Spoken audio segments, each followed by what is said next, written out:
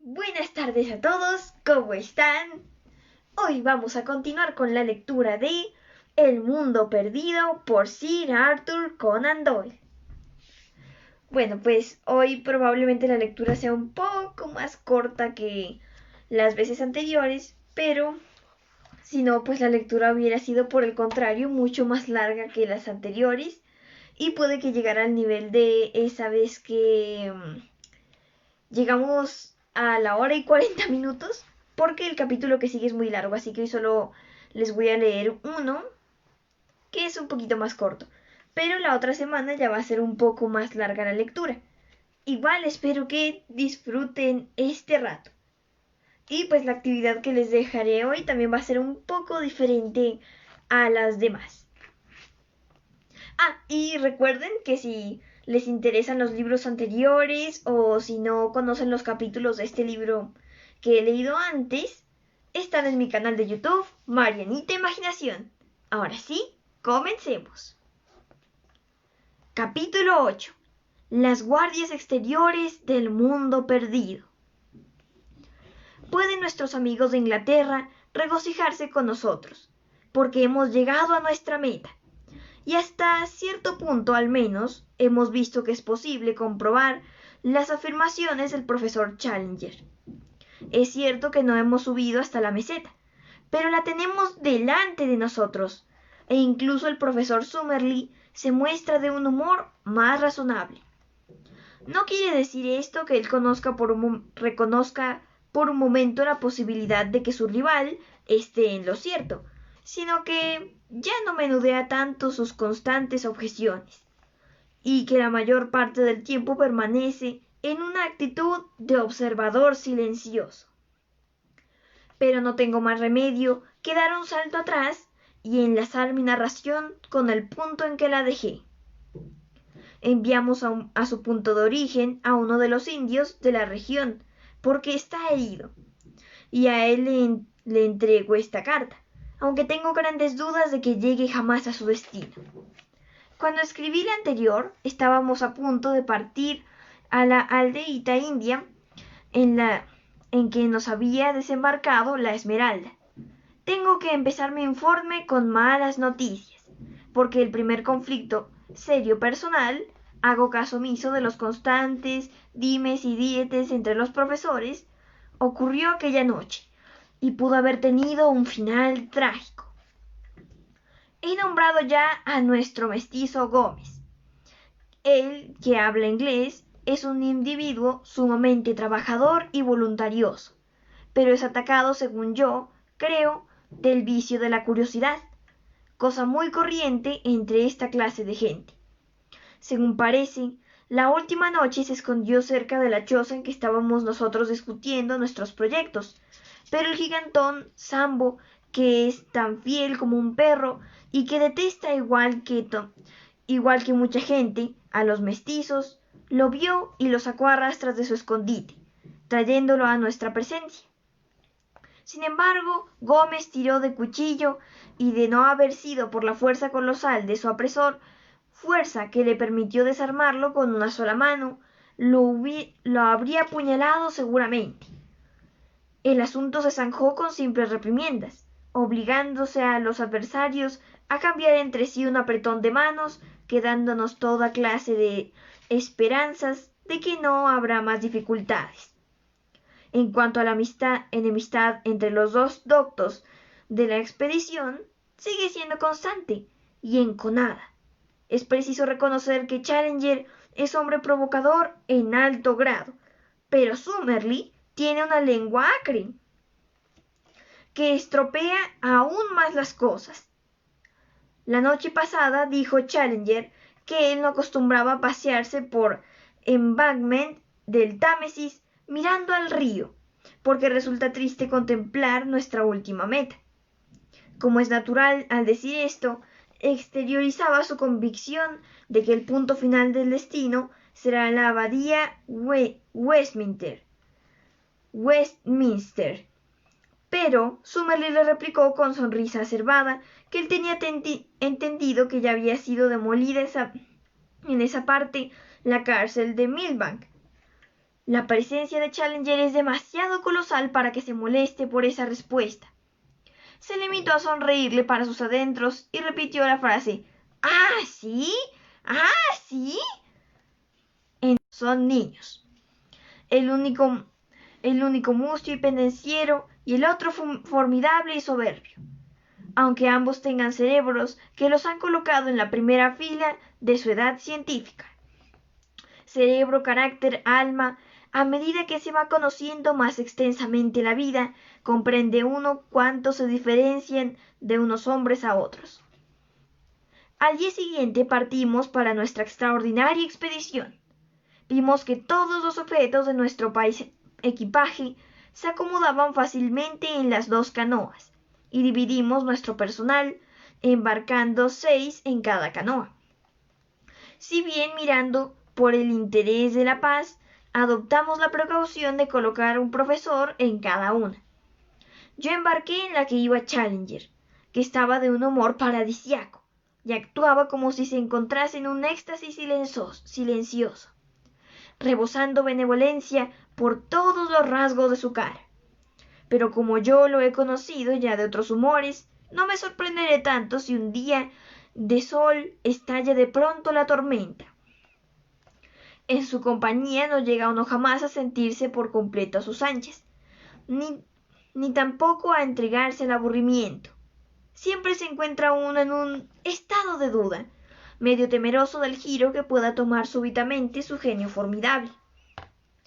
Avanzamos durante 2 días, agua arriba, por un río de bastante anchura, unos cuantos centenares de metros, y de color oscuro, pero transparente, hasta el punto de que casi siempre podíamos ver el fondo. La mitad de los afluentes del Amazonas son de esta misma clase, en tanto que las aguas de la otra mitad son blancuzcas y opacas, haciendo esa diferencia de la clase de terrenos por los que se atraviesan. El color oscuro es señal de que se cruzan por regiones en que abunda la vegetación descompuesta, mientras que el color blancuzco delata terrenos arcillosos. Tropezamos 2 veces con rabiones, y en ambos casos tuvimos que transportar por tierra las canoas en un trecho de casi 1 kilómetro para salvarlos. Los bosques de ambas orillas eran jóvenes, es decir, que no resultaron más fáciles de cruzar si se hubiese tratado de bosques en periodo de segundo crecimiento, y no tuvimos grandes dificultades en transportar nuestras canoas. ¿Cómo voy a olvidarme nunca del solemne misterio de todo aquello? La altura de los árboles y el grosor de sus troncos sobrepasaba a todo lo que yo, hombre criado en la ciudad, habría podido imaginar. Se avanzaban a lo alto formando columnas magníficas, y allá a distancia enorme por encima de nuestras cabezas podíamos discernir confusamente el arranque de sus ramas laterales, que ascendían formando curvas góticas. Estas se cuajaban para formar un inmenso tejido de verdor, atravesando únicamente aquí y allá por un haz de rayos de sol que descendía trazando una línea deslumbrante de luz entre la majestuosa oscuridad. Mientras caminábamos sin hacer ruido por entre aquella alfombra tupida y suave de restos marchitos de vegetación, envolvía nuestras almas el silencio que suele invadirlas en la penumbra crepuscular de la abadía de Westminster, y hasta la voz sonora del profesor Challenger se achicaba y se convertía en un cuchicheo. Si yo hubiese estado solo, habría permanecido en la ignorancia de los nombres de aquella vegetación de gigantes, pero nuestros hombres de ciencia me iban señalando los cedros, los inmensos árboles algodoneros, en los palos santos, con toda la profusión variada de plantas que ha convertido a este continente en el proveedor principal del género humano de los dones de la naturaleza, que proceden del mundo vegetal, al mismo tiempo que resulta un continente retrasadísimo en productos procedentes de la vida animal. Orquídeas de vivo colorido y líquenes de tonalidades asombrosas ardían sin llama sobre los oscuros troncos de los árboles. Cuando un haz vagabundo de luz caía sobre la dorada Ayamanda, los racimos estrellados color escarlata de la taxonia o el rico azul oscuro de las hipomeas, aquello parecía el sueño en un país de hadas. La vida que odia la oscuridad pugna en aquellas grandes extensiones de bosques por ascender hasta la luz. Todas las plantas, incluso las más pequeñas, se rizan y retuercen para llegar a la superficie verde, enroscándose alrededor de sus hermanas más fuertes y más altas en un supremo esfuerzo. Las plantas trepadoras son monstruosas y de una frondosidad extraordinaria, pero otras plantas en que ningún otro país treparon aprenden aquí ese arte como recurso para huir de la sombra oscura. Y de ese modo nos encontramos con que la ortiga corriente, el jazmín e incluso la palmera jacitara se abrazan formando círculos a los troncos de los cedros y luchan por alcanzar sus copas. Nos advertían movimientos de vida animal entre las majestuosas naves abovedadas que se iban extendiendo a lo lejos a medida que avanzábamos. Pero un rebullir constante, muy por encima de nuestras cabezas, nos hablaba del mundo multitudinario de los reptiles, monos, pájaros y perezosos que vivían a la luz del sol y que desde sus alturas contemplaban asombrados nuestras figuras minúsculas, oscuras y bamboleantes, en las negras profundidades que se extendían debajo de ellos a distancia inconmensurable. A la hora del alba y a la del ocaso, los monos ladradores rompían a chillar simultáneamente y las cotorras entablaban una aguda cháchara. Pero durante las horas calurosas del día solo resonaba en nuestros oídos el fuerte ronroneo de insectos que hacía pensar en el redoble del oleaje en un rompiente lejano, sin que se observase el menor movimiento entre las solemnes perspectivas de troncos grandiosos que se desvanecían a lo lejos dentro de la oscuridad en cuyo interior nos movíamos. Alguna vez echaba a correr con paso torpe entre las sombras un animal de patas torcidas que estaba al acecho, es decir, algún oso hormiguero. Era la única señal de vida terrestre que yo he visto en el grandioso bosque amazónico. Sin embargo, se observaban indicaciones de que no andaba lejos de aquellos escondrijos misteriosos la misma vida humana. En el transcurso del tercer día de nuestro viaje, advertimos en la atmósfera un extraño y profundo latir, rítmico y solemne, que durante toda la mañana fue y vino de una manera caprichosa. Las dos canoas avanzaban a la fuerza de remo, a poca distancia una de otra, pero ese rumor de que hablo llegó por primera vez a nuestros oídos.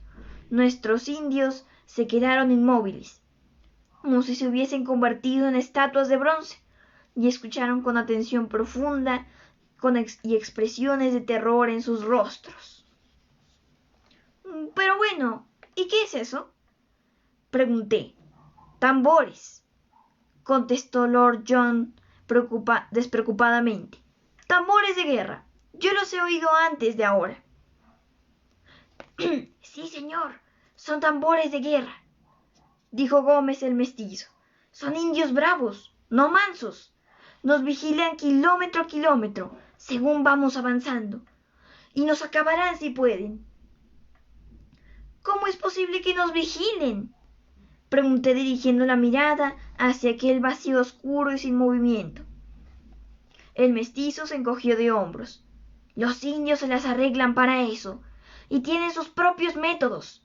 Nos vigilan y se hablan los unos a los otros sirviéndose de tambores. Nos acabarán si pueden. La tarde de aquel día, y según mi diario de bolsillo, fue el martes 18 de agosto. Retumbaban 6 o 7 tambores desde lugares distintos. Unas veces su redoble era rápido, otras lento.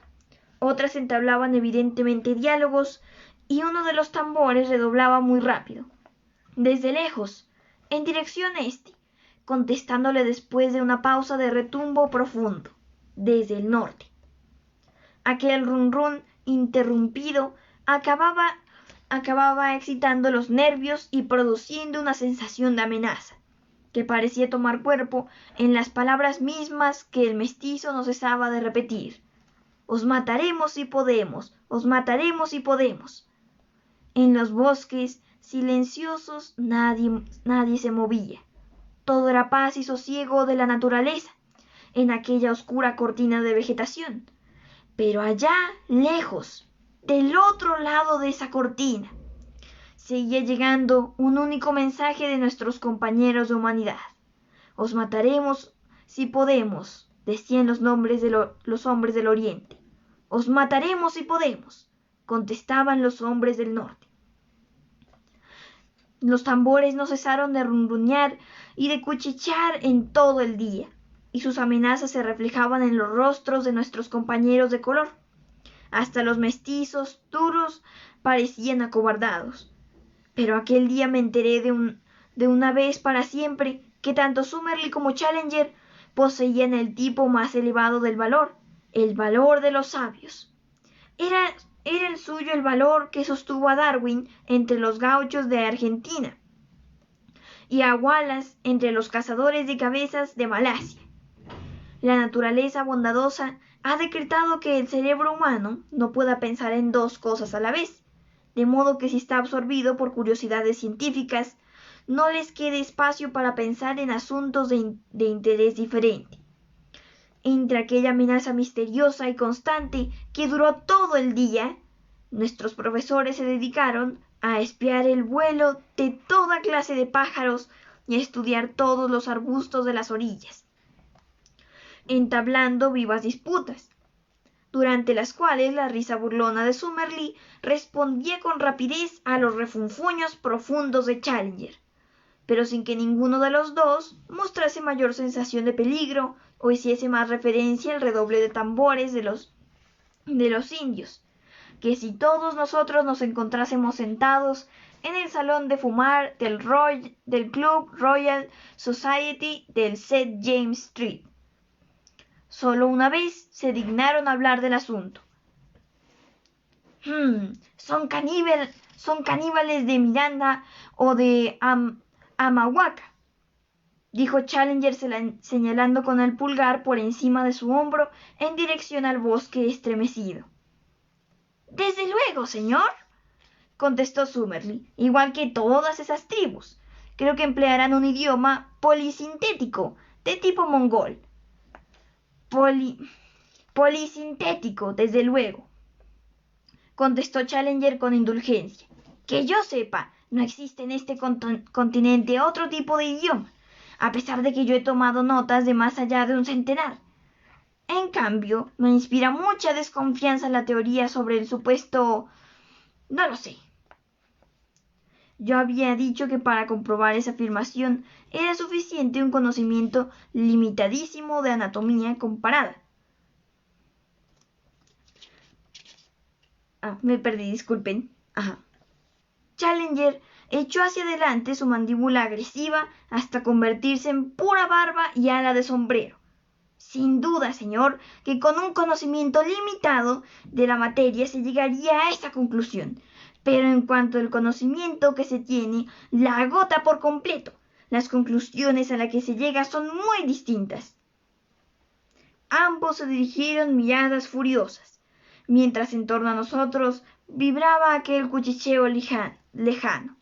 Os mataremos si podemos.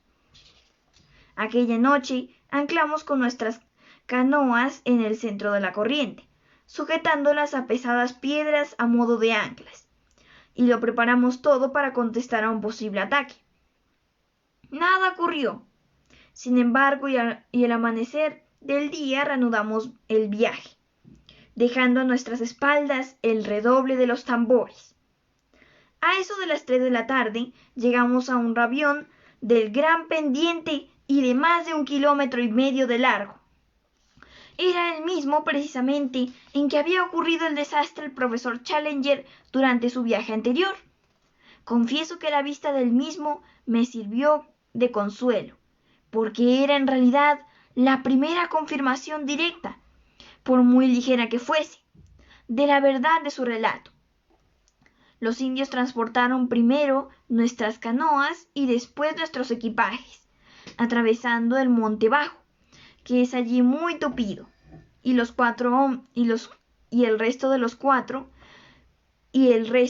cuatro hombres blancos nos interponíamos con nuestros rifles al hombro, entre ellos y cualquier peligro procedente de los bosques. Para cuando oscureció, habíamos dejado atrás los raviones. Habíamos avanzado unos 15 kilómetros, aguas arriba de los mismos, y anclamos para pasar la noche. Calculo que para entonces habríamos navegado más de 150 kilómetros por el río Tribunario del Amazonas. Fue en las primeras horas de la mañana del día siguiente cuando realizamos lo que se puede decir la gran iniciación de nuestro viaje.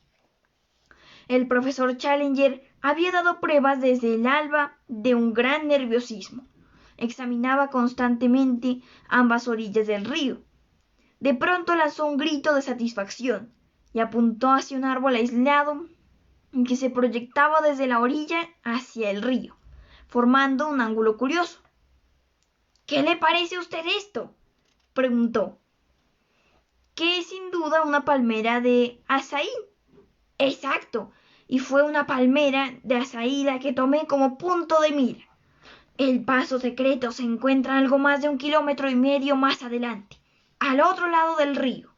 No existe una abertura en el arbolado.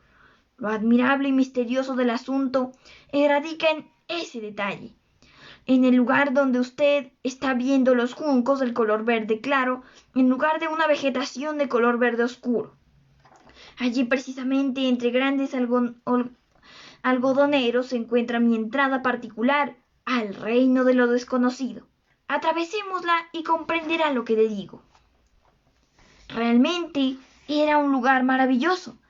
Una vez llegados al lugar señalado por una línea de matas de junco de un color verde claro, empujamos valiéndonos de pértigas nuestras canoas durante un espacio de algunos centenares de metros, saliendo de pronto una corriente de agua tranquila y somera, que se deslizaba clara y transparente sobre un lecho arenoso. Quizá tendría 20 metros de anchura, y en ambas márgenes se desarrollaba una vegetación por demás exuberante. Nadie que no hubiese observado desde corta distancia que el cañaveral estaba sustituido a los arbustos, habría sido capaz de adivinar la existencia de semejante riachuelo, ni soñar con el país maravilloso que se extendía al otro lado, porque era en efecto un país maravilloso, el más admirable que la imaginación del hombre es capaz de concebir. Por encima de nuestras cabezas se entrelazaba la tupida vegetación, formando una pérgola natural, y por aquel túnel de verdor se deslizaba en una dorada penumbra el río verde y traslúcido, hermoso de por sí, pero convertido en maravilla por las extrañas tonalidades de vivísima luz que penetraba desde arriba, iba filtrando y suavizando en su caída. Claro, claro como el cristal, inmóvil como un espejo, verde como el filo de un témpano.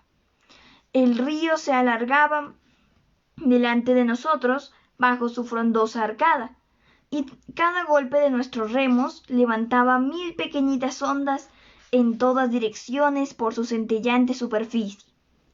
Era una digna avenida hacia un país de maravillas. Ya no se percibía rastro alguno de los indios, pero la vida animal se manifestaba con mayor frecuencia, y la mansedumbre de los animales daba a entender que ignoraban por completo la existencia de cazadores. Afortunadamente, pequeños monos cubiertos de una vellosidad de terciopelo negro, con dientes de blancura de nieve y ojos burlones relucientes, nos lanzaban su cháchara al pasar por delante de ellos. De cuando en cuando algún caimán se zambullía en el agua, desde la orilla, con un chapoteo apagado y macizo. En una ocasión se nos quedó mirando desde un hueco de los arbustos un tapir oscuro y torpón, que enseguida se alejó por entre la selva. Y también en otra ocasión, por entre el bosque de arbustos, la figura sinuosa y amarilla de un colosal puma. Mientras sus ojos verdes y penetrantes nos lanzaban su mirada de odio por encima de su brazuelo leonado. Abundaban los pájaros, en especial las aves zancudas, como la cigüeña, la zarza real y los ibis, reunidos en pequeñas bandadas de colores azul, escarlata y blanco, encaramados en todos los leños que se proyectaban desde la orilla, mientras que debajo de nosotros las aguas cristalinas palpitaban de vida con peces de todas las formas y colores. Navegamos durante 3 días enteros, aguas arriba, por aquel túnel de verde neblina soleada. Entre los trayectos largos en línea recta, era difícil decidir mirando hacia adelante, donde terminaba la lejanía del agua verde y donde empezaba la lejanía de la arcada verde. Ningún síntoma de la presencia del hombre rompía la paz profunda de aquella extraordinaria vía de agua. «Aquí no hay indios. Tienen demasiado miedo a Curupuri», dijo Gómez. «Curupuri es el espíritu de los bosques», nos explicó Lord John. «Ese nombre dan a toda clase de espíritus malignos. Estas pobres gentes creen que existe en esa dirección alguna cosa aterradora, y por ese motivo se apartan de estos lugares». Al tercer día se hizo evidente que nuestro viaje en las canoas no podía durar mucho, porque el riachuelo se iba haciendo rápidamente menos profundo. En 2 horas embarrancamos 2 veces. Por último, izamos nuestras canoas colocándolas entre bosque bajo y pasamos la noche a la orilla del río. Lord John y yo nos alejamos por la mañana unos 3 kilómetros por el bosque, manteniéndonos paralelos a la corriente del agua. Pero como era cada vez menos profunda, regresamos y notificamos, aunque ya el profesor Challenger lo había sospechado, que estábamos en el punto más alto al que se podía llegar en canoa, en vista de lo cual sacamos estas del río y las ocultamos entre la maleza, señalando con nuestras hachas un árbol, a fin de que nos sirviese de punto de referencia para encontrarlas otra vez. Acto seguido, distribuimos entre nosotros las distintas cargas: rifles, municiones, víveres, una tienda, mantas y todo lo demás. Echándonos los paquetes al hombro, emprendimos la etapa más laboriosa de nuestro viaje. El comienzo de la nueva etapa nos ofreció una pelea desdichada entre aquellos polvorines que llevábamos. Desde que Challenger se había unido a nosotros, empezó a dar órdenes a toda la expedición, con claro descontento de Summerlee. En esta ocasión, al señalar una tarea a su compañero de profesorado, la tarea consistía en hacerse cargo de un barómetro aneroide, se planteó súbitamente la cuestión. «¿Me permite preguntarle?», dijo Summerlee con maligna tranquilidad. «¿Con qué título se permite darme esa orden?». Challenger le miró furioso y se encabritó. «Lo hago, profesor Summerlee, a título de jefe de esta expedición». «No tengo más remedio que decirle, señor, que no le reconozco semejante título». ¿De veras que no?». Challenger le hizo una inclinación en la que expresaba una burla implacable. «En ese caso, quizá tenga usted la amabilidad de señalar exactamente cuál es mi cargo». «Lo haré, señor. Usted está aquí como hombre en cuya veracidad se encuentra en tela de juicio, y nosotros formamos...». Ok, aquí les voy a mostrar unas ilustraciones que vienen aquí. Y pues aquí tiene el texto al cual pertenece esta parte de esta ilustración. Acá hay otra. Mira, miren. Y bueno, ahí se ve una de las canoas. Y este es un detallito.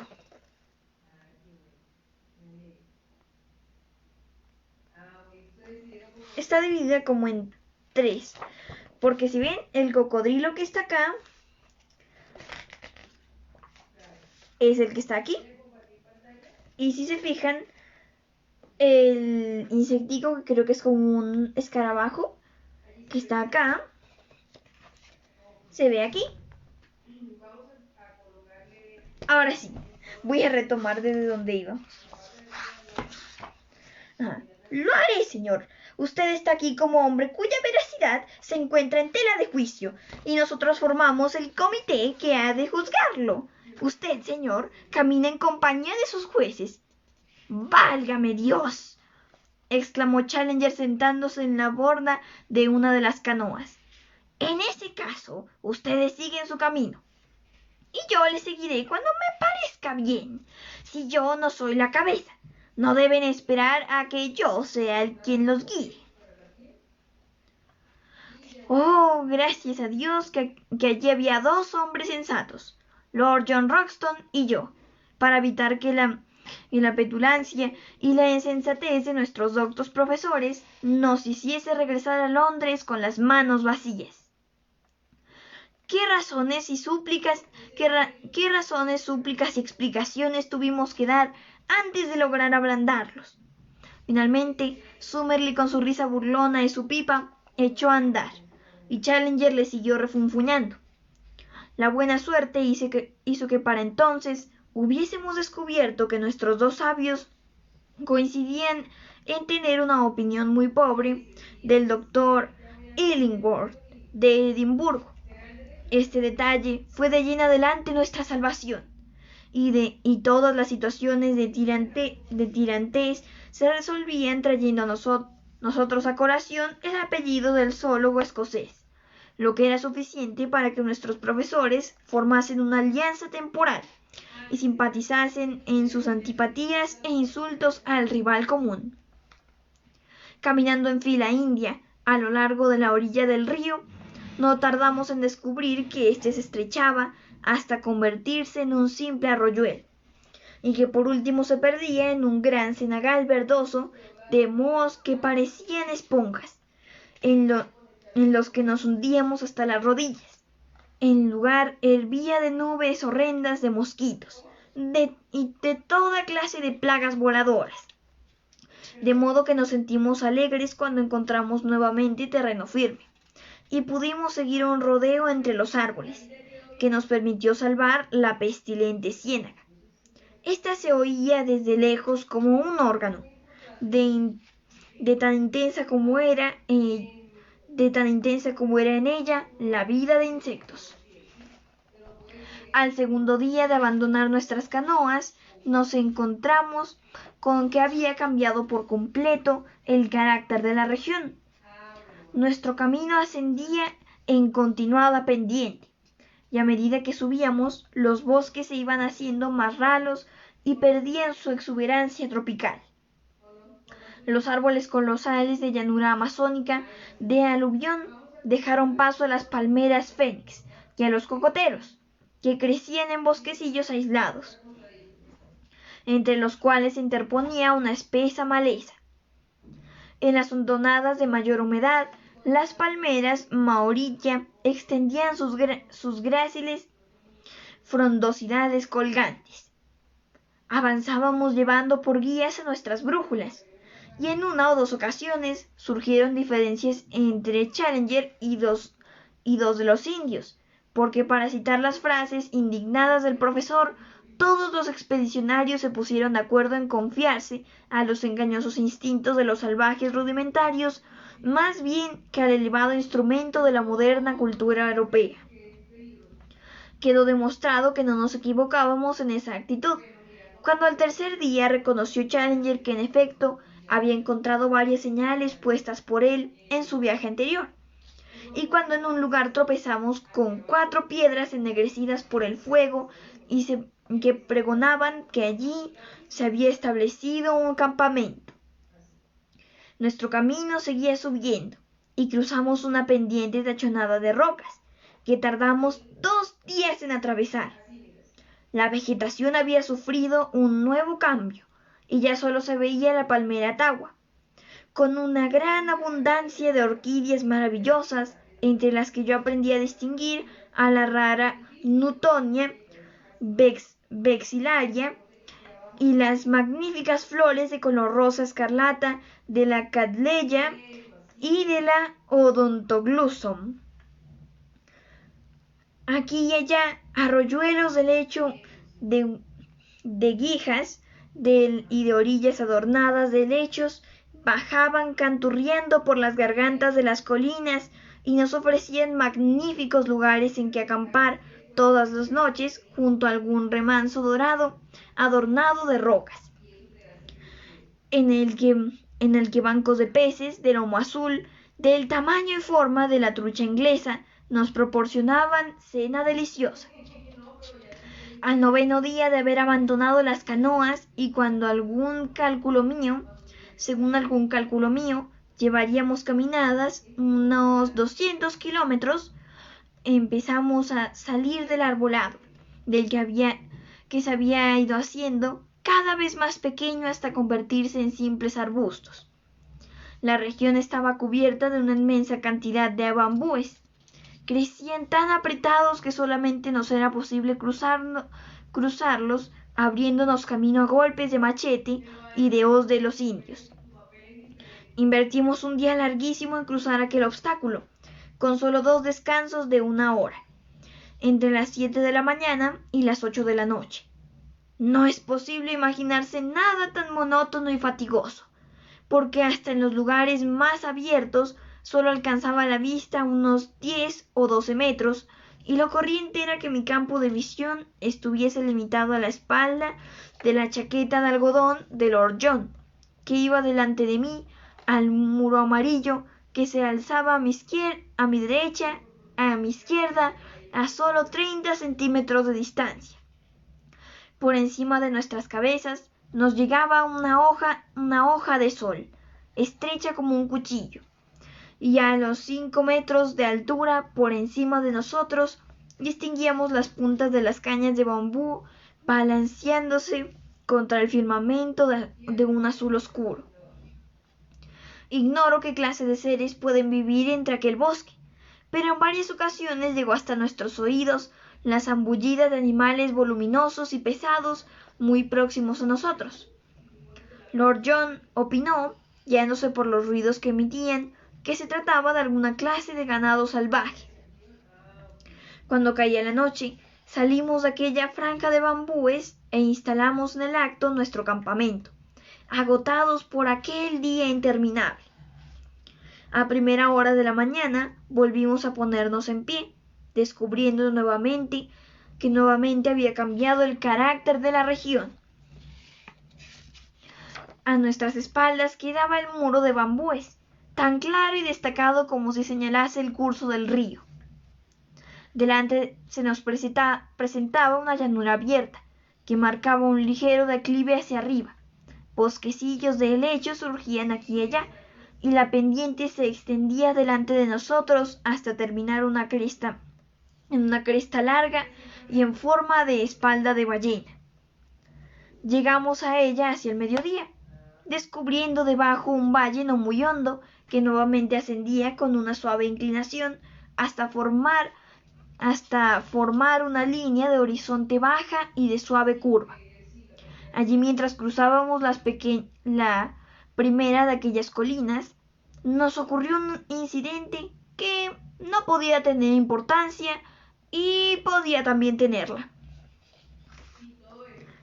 Me perdí.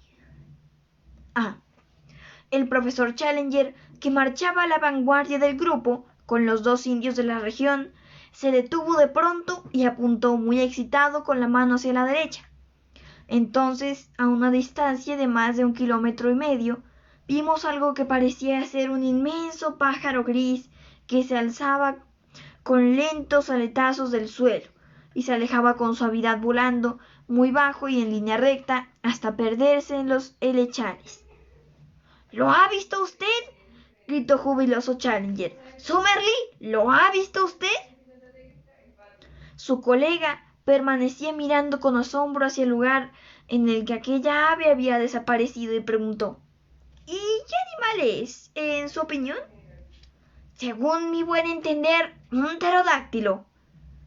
Summerlee rompió en una risa burlona y dijo: —¡Oh, un cuerno de pterodáctilo! ¡Una grulla! Si es que he visto alguna en mi vida. La ira no le dejaba hablar a Challenger. Se limitó a echarse nuevamente la carga al hombro y prosiguió su marcha.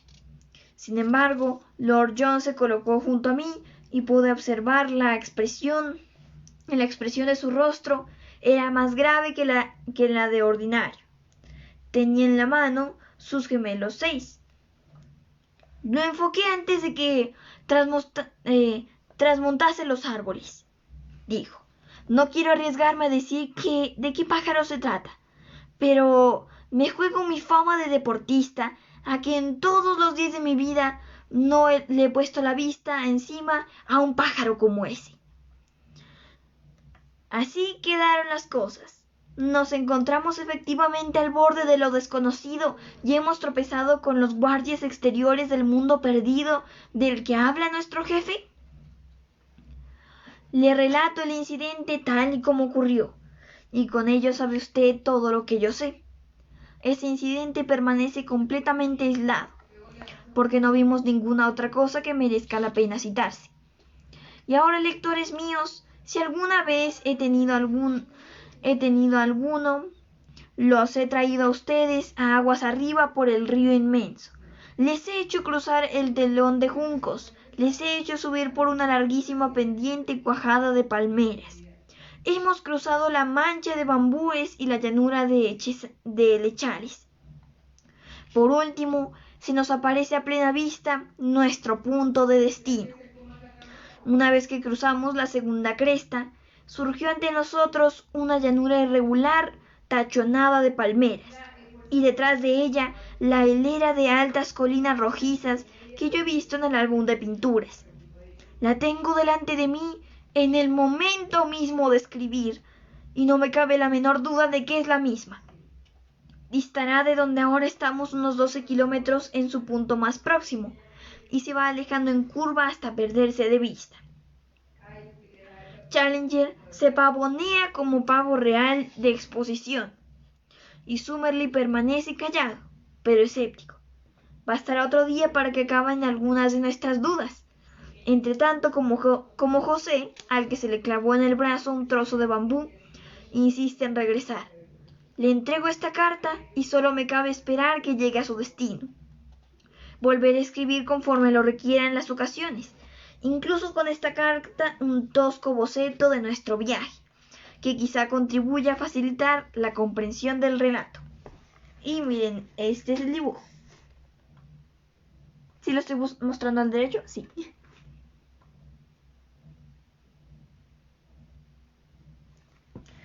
Y bueno, pues aquí terminamos el capítulo de hoy. Pues no fue tan corto, son las 6:44, empezamos a las 6 en punto, así que está bien.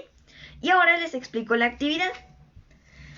Bueno, pues ustedes estarán conscientes de que todo esto está ocurriendo en el Amazonas, el mismísimo Amazonas que queda aquí en Latinoamérica y que abarca varios países y varias regiones de Latinoamérica.